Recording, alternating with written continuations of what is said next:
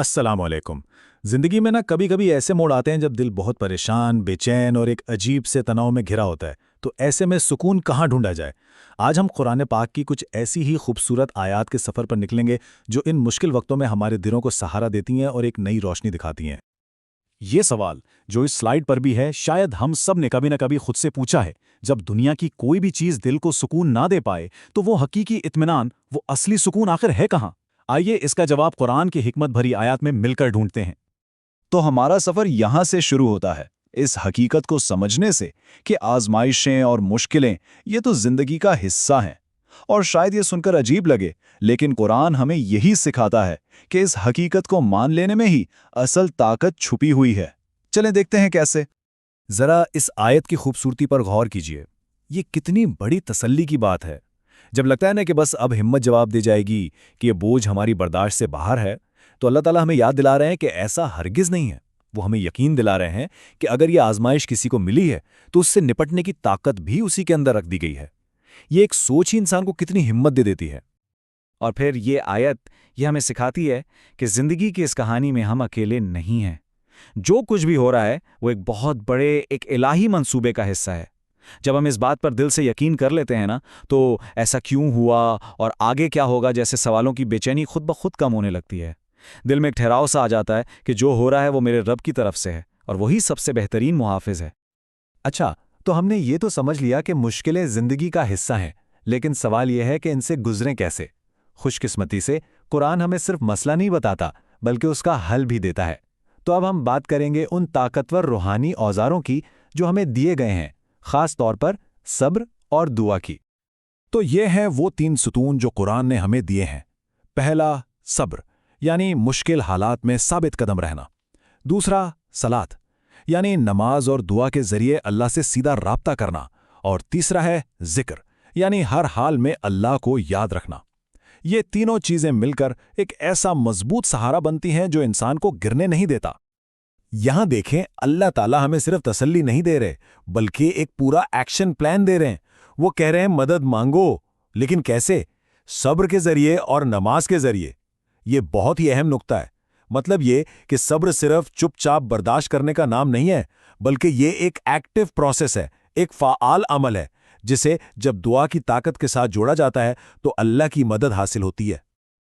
یہ حضرت موسیٰ علیہ السلام کی کتنی خوبصورت دعا ہے۔ اے میرے رب، میرا سینہ کھول دے۔ ہم میں سے کون ہے جس نے کبھی دل میں ایسی گھٹن محسوس نہیں کی؟ یہ دعا ہمیں سکھاتی ہے کہ ان لمحوں میں اپنے رب سے کیسے بات کرنی ہے اور اس سے اپنے بوجھ کو ہلکا کرنے اور اپنے کاموں میں آسانی کی درخواست کرنی ہے۔ یہ صرف الفاظ نہیں، یہ دل کے سکون کا ایک سیدھا راستہ ہے۔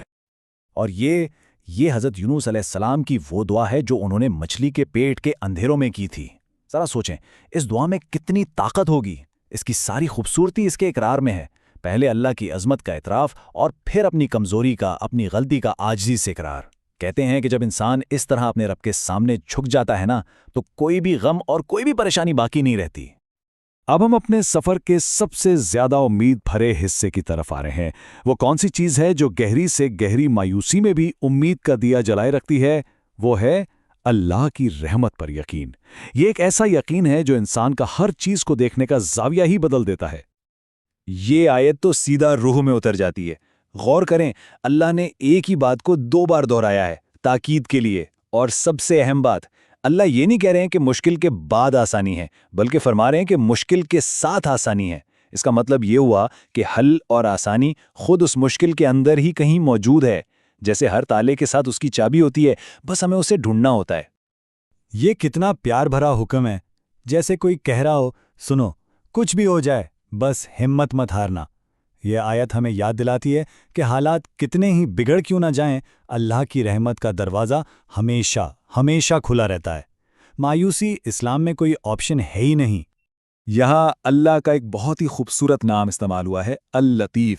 اس کا مطلب ہے وہ جو بہت باریک بین ہے، جس کی مہربانی اتنے پوشیدہ، اتنے سٹل طریقوں سے پہنچتی ہے کہ ہمیں اندازہ بھی نہیں ہوتا۔ کبھی کسی دوست کی ایک فون کال، کبھی اچانک دل میں آیا کوئی اچھا خیال، یہ سب اسی کی لطیف مدد کی شکلیں ہو سکتی ہیں۔ یہ آیت سکھاتی ہے کہ بھروسہ رکھو، مدد آ رہی ہے، چاہے وہ ابھی نظر نہ بھی آ رہی ہو۔ یہ وعدہ کتنا ذاتی اور کتنا خوبصورت ہے۔ یہ ایک دو طرفہ تعلق ہے۔ اللہ کہہ رہے ہیں تم بس ایک قدم میری طرف بڑھاؤ اور مجھے یاد کرو، میں تمہیں یاد کروں گا۔ ذرا سوچیں، کائنات کا مالک ہمیں یاد کرے گا۔ یہ احساس ہی تنہائی کے ہر احساس کو مٹانے کے لیے کافی ہے کہ ہم ہر لمحہ اپنے خالق کی یاد میں ہیں۔ تو ہم نے آزمائش کو سمجھا، صبر اور دعا کے اوزاروں کو دیکھا اور اللہ کی رحمت پر یقین کو جانا۔ لیکن ان سب کا نچوڑ کیا ہے؟ وہ آخری منزل کیا ہے جہاں دل کو حقیقی اور دائمی سکون ملتا ہے؟ آئیے دیکھتے ہیں۔ اور آخر میں قرآن ہمیں یہ حتمی سچائی دیتا ہے، ساری تلاش، ساری بھاگ دوڑ کا اختتام اس ایک آیت پر ہوتا ہے۔ خبردار، اللہ کی یاد ہی سے دلوں کو اطمینان نصیب ہوتا ہے۔ یہ ایک فیصلہ کن اعلان ہے۔ تو اب سوال صرف یہ رہ جاتا ہے کہ جب بھی ہمارا دل بے چین ہوتا ہے، کیا ہم سکون کو صحیح جگہ پر تلاش کرتے ہیں؟ اس سوال پر ضرور سوچئے گا۔ السلام علیکم۔